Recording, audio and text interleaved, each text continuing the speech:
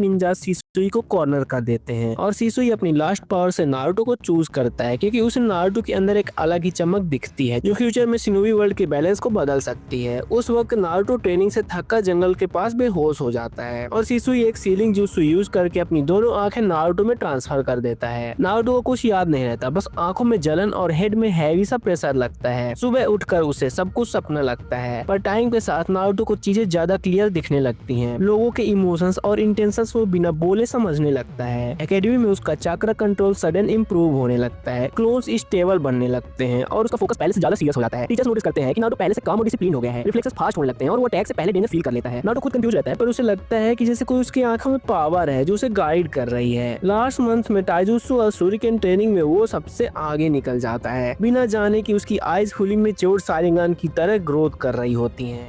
और finally Naruto academy पास करता है और गेनिन बनकर टीम 7 में आ जाता है, जहां उसके साथ सासुके और साकुरा होते हैं और काकाशी उनका सेंसे बनता है और यहीं से नारुतो की ओरिजिनल डेस्टिनी स्टार्ट हो जाती है। टीम 7 का first big mission land of waves में होता है, जहां उनका सामना जाबुजा से होता है। ब्रिज के पास फाइट के टाइम हागु नारुतो पर डेडली नीडल अटैक करता है, जिससे नारुतो सिल्वर डेंजर में चला जाता है। वही इमोशनल मोमेंट नारुतो के अंदर कुछ अनलॉक कर देता है और उसका शारिंगान अवेकन हो जाता है। सबसे शॉकिंग बात ये होती है कि आइज डायरेक्ट 3 टोमी पैटर्न में ओपन होती हैं, जिसे देखकर सासुके प्योर शॉक में आ जाता है क्योंकि उस वक्त उसका खुद का शारिंगान भी कंप्लीट नहीं होता है। काकाशी भी सरप्राइज रहता है कि नारुतो जैसे उजुमाकी का लड़का इतना एडवांस डोजुत्सु कैसे यूज कर सकता है। नारुतो को लगता है जैसे वर्ल्ड स्लो मोशन में चल रहा हो और हागु के अटैक्स पहले ही प्रिडिक्ट होने लगते हैं। नारुतो सिसुई के गेंजुत्सु पावर को इंस्टिंक्टिवली यूज करता है और हागु को एक डीप इल्यूजन में फंसा देता है, जिसमें वो बैटलफील्ड का सेंस ही लॉस कर देता है और नारुतो उसे बैटल से आउट कर देता है।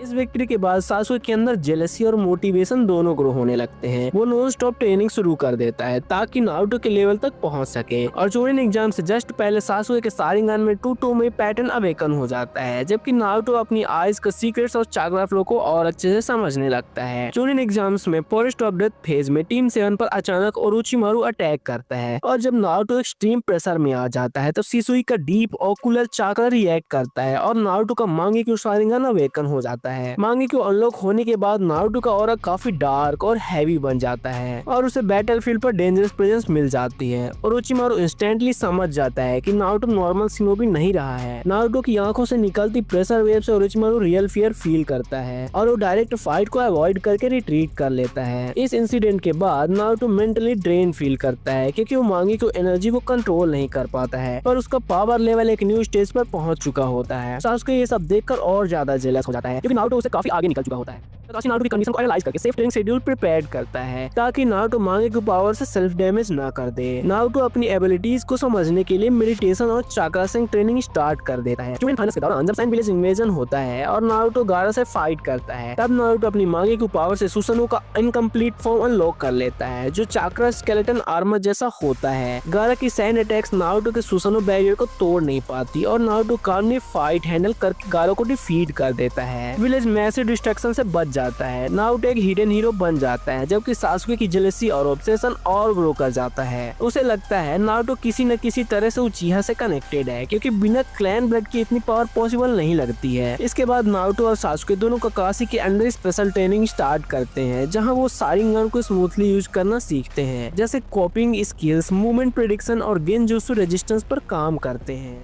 थोड़े दिन बाद इटाची और किसमे नारुतो को हंट करने को वहाँ आते हैं। नारुतो और सासुके उनका सामना करने पहुँचते हैं। जैसे ही इटाची नारुतो पर गेंजुत्सु लगाने की कोशिश करता है, नारुतो इंस्टेंटली सिसुई की मांगेक्यू शारिंगान को एक्टिवेट कर देता है और सिचुएशन रिवर्स हो जाती है, जहाँ इटाची ही गेंजुत्सु में फंस जाता है। कुछ पल बाद इटाची अपनी एक्सपर्टाइज से गेंजुत्सु तोड़ लेता है क्योंकि नारुतो अभी अपनी पावर को फुली मास्टर नहीं कर पाया है। लेकिन इटाची नारुतो की आइज देखकर शॉक में आ जाता है जब उसे पता चलता है कि नारुतो के पास सिसुई की ओरिजिनल आइज है। इस रियलाइजेशन से इटाची इमोशनली ब्रेकडाउन में चला जाता है और वो अकात्सुकी छोड़ देता है क्योंकि वो सिसुई की आंखों वाले नारुतो को मार नहीं सकता था। इधर किसामे वापस जाकर सारी बात पेन और ओबिटो को बता देता है। इटाची सीक्रेटली नारुतो और सासुके को शारिंगान और मांगेक्यू यूज करने की ट्रेनिंग देना शुरू करता है, जैसे चाक्रा कंट्रोल करना, इल्यूजन को रजिस्ट करना और सुसनो को स्टेबल बनाना। नारुतो धीरे धीरे सिसुई की गेंजुत्सु मास्टरी को समझने लगता है और micro level mind control technique सीखता जाता है, जबकि सासुके अपनी 2 टू टोमोई को 3 टोमोई में ले जाने के लिए एक्सट्रीम ट्रेनिंग करता है। रेगुलर स्पारिंग और परसेप्शन थ्रेड्स दोनों की पावर्स को और पुश करते हैं। नारुतो को चक्रा और ओक्यूलर हार्मोनी इंप्रूव होने लगते हैं और मांगी के साइड इफेक्ट्स कम होने लगते हैं।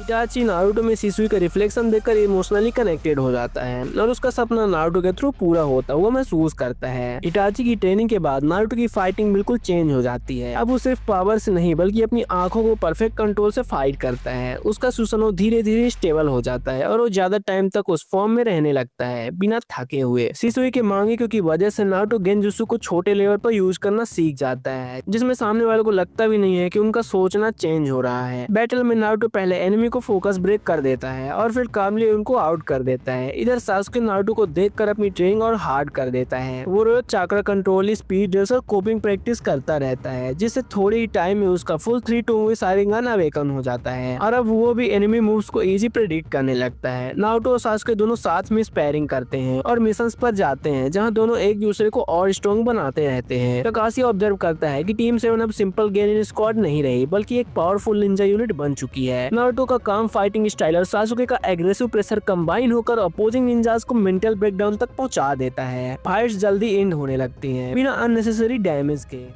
नारुतो का नाम धीरे धीरे निंजा वर्ल्ड में स्प्रेड होने लगता है, जहां लोग बोलने लगते हैं कि उसकी आंखों के सामने खड़े होने का मतलब पहले ही हार मानना होता है। सासुके के अंदर जेलसी अब ऑब्सेशन बन जाती है, पर साथ ही नारुतो ही उसका सबसे बड़ा मोटिवेशन भी होता है और यही राइवलरी दोनों को लगातार अपनी लिमिट्स क्रॉस करने पर मजबूर करती रहती है। नारुतो धीरे धीरे सिर्फ एक जिंजोरी की नहीं रहता बल्कि सिसुई के सपने का असली सक्सेसर भी बन जाता है, जिसका एम सिर्फ फाइट जीतना नहीं होता बल्कि शिनोबी वर्ल्ड को एक सही रास्ता दिखाना होता है। वो अपनी मांगेक्यू पावर्स का यूज सिर्फ बैटल्स में नहीं करता बल्कि कई कॉन्फ्लिक्ट्स को शुरू होने से पहले ही खत्म करवा देता है। हाई लेवल मिशंस में नारुतो पॉलिटिकल सिचुएशंस को बिना खून खराबे के सॉल्व कर देता है। सासुके के साथ उसकी राइवलरी धीरे धीरे स्ट्रॉन्ग बॉन्डिंग में बदल जाती है, जहां दोनों एक दूसरे को सपोर्ट करते हुए ग्रो करते हैं। सासुके समझने लगता है कि नारुतो किसी एक क्लैन का नहीं बल्कि पूरी निंजा वर्ल्ड का प्रोटेक्टर बन रहा है। इटाची शैडोज में रहकर दोनों को गाइड करता रहता है और नारुतो को मांगेक्यू को सेफ्टी मास्टर करना सिखाता है। कुछ टाइम में नारुतो अपनी आंखों का यूज बिना ज्यादा पेन के करने लगता है और उसका सुसनो ऑलमोस्ट परफेक्ट फॉर्म में पहुंच जाता है, जिसमें डिफेंस और अटैक दोनों बैलेंस्ड हो जाते हैं। निंजा विलेजर्स नारुतो को एक स्टेबलाइजिंग फोर्स की तरह देखने लगते हैं और उसका नाम सिर्फ पावर से नहीं बल्कि पीस से जुड़ने लगता है। फ्यूचर में जब भी कोई बड़ा कॉन्फ्लिक्ट होता है तो लोग सबसे पहले नारुतो को इन्वॉल्व करना चाहते हैं ताकि फाइट होने से पहले ही प्रॉब्लम सॉल्व हो जाए और इस अल्टरनेट टाइमलाइन में शिनोबी वर्ल्ड का ब्लडी साइकिल थोड़ा थोड़ा टूटने लगता है, जहां पावर का मतलब डिस्ट्रक्शन नहीं बल्कि प्रोटेक्शन और बैलेंस बन जाता है और नारुतो का सफर एक लोनली जिंजुर्की से होकर दुनिया के गार्जियन तक